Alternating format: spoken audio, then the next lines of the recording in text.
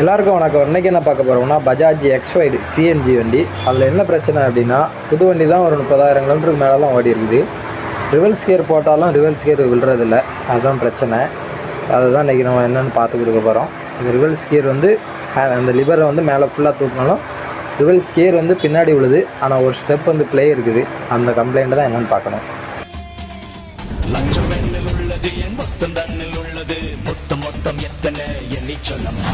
இந்த rivals gear ரிவரை பார்க்கணும் அப்படின்னா, அந்த ஒன் சைடு கம்ப்ளீட்டாக அந்த ஸ்டைராடு எல்லாத்தையும் கலத்தி, அதுக்கப்புறம் அந்த கிரவுண்ட் பீஸை கலத்தினதுக்கப்புறம் தான் பார்க்க முடியும். Wheel bearing upset, brake shoe கம்ப்ளீட்டாக எல்லாமே ஒன் சைடு கம்ப்ளீட்டாக பிரிக்கணும்.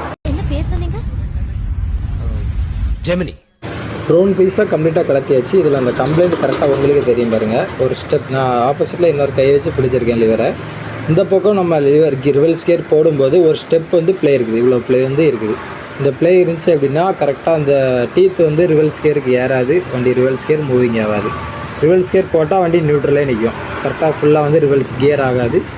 ரிவல்ஸ் கியர் ஃபுல்லாக ஏறி நின்றுச்சுனா தான் வண்டி ரிவல்ஸில் போகும். இல்லை அப்படின்னா கர்ன்னு ஒரு சின்ன சவுண்டு மட்டும் கேட்கும்.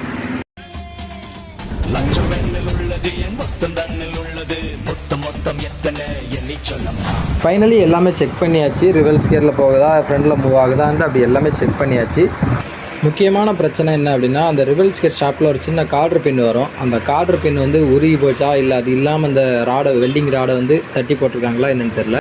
அந்த ரிவல்ஸ் கியர் லிவர் வந்து ஃபுல் ஓவர் சைஸ் ஆகிட்டு, அதனால் நம்ம இப்போ புது ஷாப்ட்டு போட்டு கார்டர் பின் தட்டி இருக்கியாச்சு.